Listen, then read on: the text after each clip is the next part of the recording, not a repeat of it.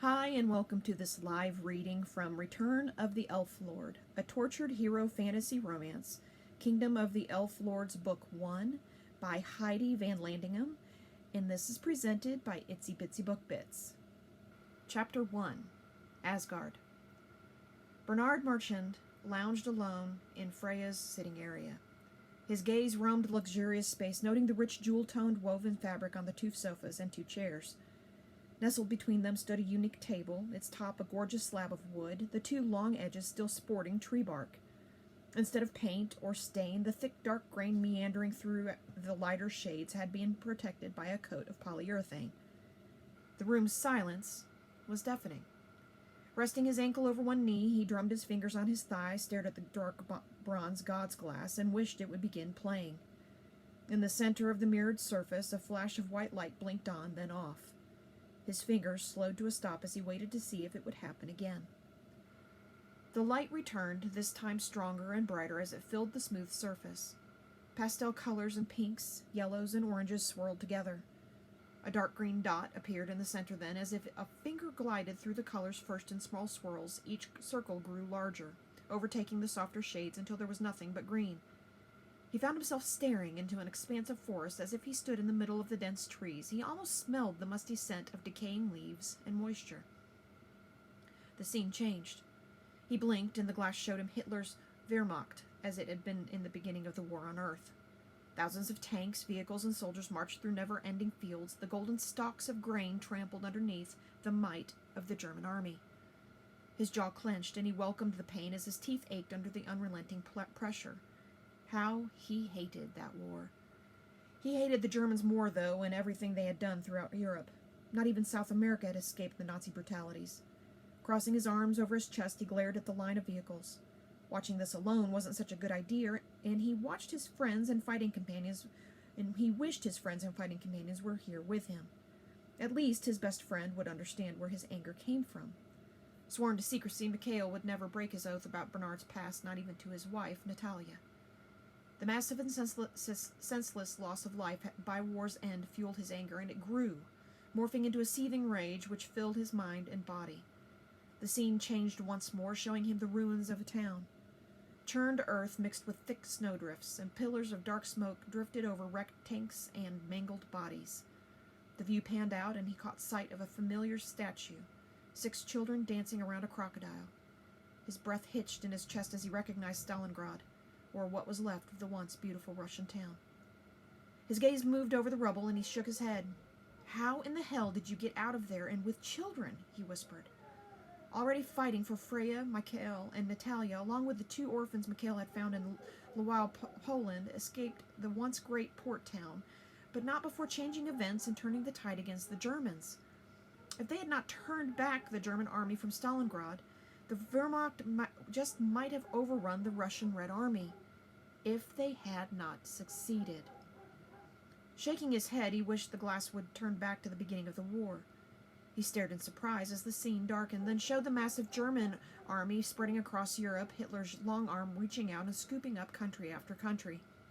A hopeless feeling filled his chest, which he half-heartedly rubbed with his knuckles as he watched the ease in which the German Führer overtook most of the continent.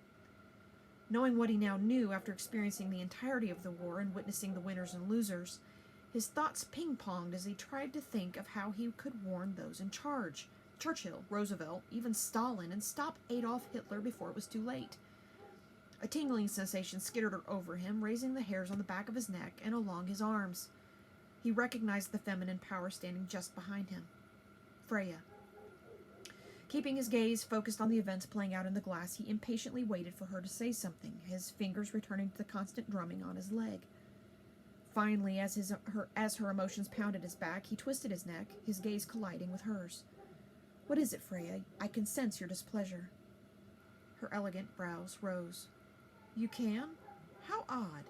Normally, only Aiden or my twin Freyr can feel my emotions. Guess I'm lucky, then. It's probably residue from my death and will disappear in time, so I wouldn't worry too much." He turned back to the glass to see the German army plow through the French Maginot Line, as if the thick cement bunkers and line of French soldiers were not even there. "Do I detect a note of bitterness in your tone?" "Possibly." He shrugged and turned in his seat to stare at the beautiful woman. She looked as if she had stepped out of the Middle Ages with her long purple velvet gown and filigreed golden amulet pressed to the middle of her smooth forehead. Thin, twisted strands of more gold snaked out from the dark purple stone in the center of the piece of jewelry, disappearing into her long strawberry blonde hair, which she wore loose down her back. In the light, the clear quartz stones surrounding the amethyst sparkled, giving her a queenly disposition. What in the hell was he doing here with these people? Freya walked the few steps to the two-seater chaise and sat, her back straight and hands folded in her lap. You are here, Bernard, because your truest friends couldn't bear to be parted from you. Lifting his hands, he scrubbed his face, then let them fall into his thighs with a loud sigh. I know, and I appreciate that, but I feel like a fish out of water in this place. I have no clue what to do with myself, much less my purpose. He motioned with a wave of his hand toward the glass, which seemed to have paused during the escape of English and French soldiers at Dunkirk. That's where I'm the most comfortable, in the middle of a battle or strategizing our next operation. Freya smiled. I do understand, Bernard, truly, believe me or not, but your true purpose has yet to appear. While your friends asked for me to save you, it was me who made the ultimate decisions. I saw, and still see, a worthy man, honorable and brave. Her voice trailed off as a frown marred her perfect face. What do you know about your family? His brow rose. Why? He didn't like the way his stomach cramped and churned the moment she asked about his family. He didn't talk about them much, not because he didn't love them or was embarrassed by them, just the opposite. He loved his parents very much and had missed them every day since their deaths. In fact, the war had interrupted his search for what happened to them. He stuffed the memory away to ponder over later. Instead, he needed to figure out why he felt so restless and not like himself. He wanted to go back to Earth, or Midgard, as everyone here called it. He had to see the destruction for himself and figure out a way to help. Those were the only things he seemed to be good at, fighting and fixing. I sense something in you, Bernard, something special. Shrugging again, he slumped down into the comfortable sofa. I don't feel very special. I feel irritated. Shrugging again. Are your parents still alive? Do you have siblings? Giving her a sideways glance, he shook his head. Persistent, aren't you? I'm an only child and was raised in a very loving home. I have 2 guardians, an older couple who took care of me when my parents weren't there. Beyond that, I know nothing about them other than they were kind to me. Their names were as strange as they were, Lucan and Kalira Hillhead. Both were short, and Lucan, more so than his wife, had a wizened face as if he were ancient. He frowned, staring into the unlit fireplace. I always thought it odd that they never seemed to age, at least from what I remember. The last time I saw them was the day I left for England. Lucan didn't like that I signed up to serve as an agent in MI5. That was in '39. By the end of 1940, my regiment was knee-deep in reports, and I never heard from them during that time. I was sent out on so many missions I never made it back to the chateau to check on them. You said they were short and wrinkled, Freya asked, her amethyst stare sharp and glittery. Was there anything else strange or a little off about them? Not that I remember. Bernard paused in thought, then shook his head. I didn't see them all that much, and when my parents disappeared, I only saw them in the evenings. I was finishing up secondary school and getting ready to go to university, so I stayed busy. Tell me more about your parents. You said they disappeared. He nodded. They never came home from a New Year's Eve party? At least that was the story Lucan and Kalira told me. I remember they wore fancy clothing, sort of like the gowns you wear. I assumed it was another one of their costume parties. They went to them all the time. He glanced at Freya, her amethyst gaze steady as she returned his stare. Why are you so interested in my family? From the moment I saw you, there was something familiar about you, as if I should have known you from somewhere. It bothers me that I can't figure it out, but I will, though. I always do. A flash of light caught his attention, and he turned back to the glass in time to see a tank explode, the fiery blast incinerating the soldiers inside. Several more tanks exploded, and the soldiers' dying screams filled his head, bringing back all the pain and loss he had felt during the war. So many men needlessly dead, all because of a megalomaniac and his henchmen.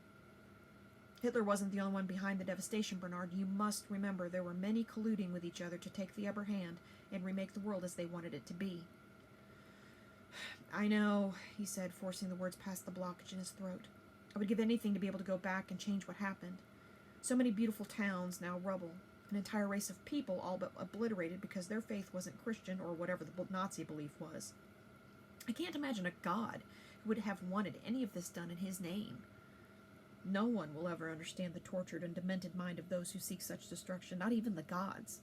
We can only do what we can to minimize the outcome. Bernard's gaze snapped to hers. Well, then, the gods didn't do enough.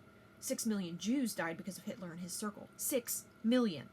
He pulled in deep breaths, trying to calm down the inferno of rage that had been building inside of him since he watched Hitler die in comfort in Paraguay. While the Fuhrer may have been alone, there were still so many who followed his edicts. Damn that man! He should have died in excruciating agony like those he had tortured. After everything Bernard had done to help win the war for the Allies, he felt cheated.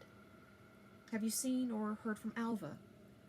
He met her gaze momentarily before turning back to the glass. No. Why? No real reason. She hasn't returned yet from visiting her mother or sent me a message asking for more time. It isn't like her. Freya reached out, laid her hand on his shoulder, and gently squeezed. Don't let your frustration best you, Bernard. I know better than most the heartache of losing people, especially those we love. Nothing will make those deaths easier to bear, but they are no longer in pain, nor are they persecuted. Their spirits will be reborn to live happier lives, mark my words. Changing events only leads to a path further damned. With each word, her voice grew quieter until she stood and walked across the room toward the door. This last part I know all too well, my friend. Leave the past alone. The room's silence grew until he fell smothered. Rising, he crossed to the tall, narrow window on the far wall and stared down at a lush garden. A kaleidoscope of colors swirled from purples, reds, and yellows to shades of orange, pale pink, and white. The garden's beauty was broken only by a path of dark green grass meandering through the artistic canvas. A child's giggle filtered through the space. That happy yapping of what sounded like a small dog or puppy joined in. He flipped the window's lock open, holding the wavy glass panes as they swung outward. Pissing off a powerful goddess by breaking her beautiful windows was not something he wanted to do, even if he was mad at her for not changing enough of the abominable events that happened throughout the war. A movement in the far corner of the garden caught his eye as a bright yellow object bobbed up and down along the hedgerow. A cringe-worthy high-pitched squeal shattered the peacefulness. "Julek! Come back here right now!" A girl's voice hollered, annoyance more than anger in her tone. "I swear, you don't listen to anyone. Do you want Mikhail or Natalia mad at you again?" The yellow object stopped, then toppled forward as a furry brown puppy pounced. They both tumbled out of sight. A brown-haired girl appeared behind the tumbling duo as another fit of happy giggles filled the air. She looked to be about 12 or 13 years old, but as she glared down at the boy, he recognized the expression on her face. He had seen it enough from his own mother. She had to be Adela, Julek's older sister. Natalia had mentioned the arrest and subsequent deaths of their parents, and Adela, due to the war, now acted more like his mother rather than his sister. "I'm tired of always running after you, Julek." "Aw, Adela, this garden is safe. Freya said so." Adela leaned forward and pulled up the yellow object, which Bernard now recognized as a rain slicker. She pushed back the hood, revealing a tousle-headed boy with a wide grin on his face. "Want to play chase with us?" Bernard's eyes narrowed as he studied the girl's face. Even though he was quite a distance from them, he saw the way she pulled her lips between her teeth, trying not to smile. Another boy appeared behind the girl. He winked at Julek and laid a hand on Adela's shoulder. "No harm done. Your brother has more energy than 3 kids his age. I think running around with a puppy, chasing after him, was just the thing he needed. Now, though, we must return to the others." Julek pulled his yellow slicker's hood back over his wild hair and once again bobbed up and down along the hedgerow, heading back to wherever they'd come from. "Are we going to get to do something fun? Oh, I know! We're going to eat, aren't we? A huge feast like we had when we first got here. I want to eat the yummy breads." The boy laughed, walking beside Adela. "I'm sure we'll eat soon enough. Right now, we're going to meet up with Mikhail, Natalia, and her sister Lily-Ann to talk about our future." "Why, Peter? Why can't we stay here?" Julek asked, his voice fading away as he skipped on ahead without waiting for an answer. The 2 teens followed him at a much slower pace, and from the way their heads tilted together, they were probably whispering. He didn't blame them. Now that the war on Earth was over, kids could be kids once more, pushing boundaries and eating up knowledge and crushing on a new love. Absently rubbing his chest, he closed the window, turning back to the sitting area, and sat on the same spot in the sofa.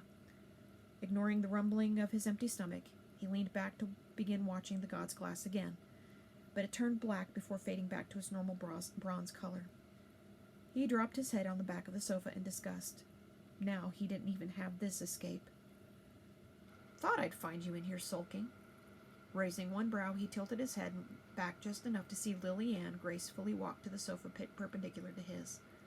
She settled down on the velvet cushion and tucked her slippered feet underneath her, resting one arm on the cushioned back. "Shouldn't you be at a meeting with your sister and her husband to talk to the children?" Her elegant blonde brows rose. "How in the world do you know about that? We only just decided to meet about 30 minutes ago." He grinned at her. He loved Lily Ann like a sister. She was the younger sibling he'd always wanted and never got. He would do anything to make sure she was safe and happy, and she seemed to be. Her American soldier certainly tried to do his best. Poor man was in for a shock, though, once Lily Ann found her water legs, so to speak. She was hell on wheels when she set her mind to something, and her mind was always turning. He loved her all the more for it. She was a brilliant spy and an excellent soldier. He knew no one braver, especially once he'd caught sight of her biplane. In his opinion, anyone who flew missions against the Germans in such a flimsy contraption had nerves of steel.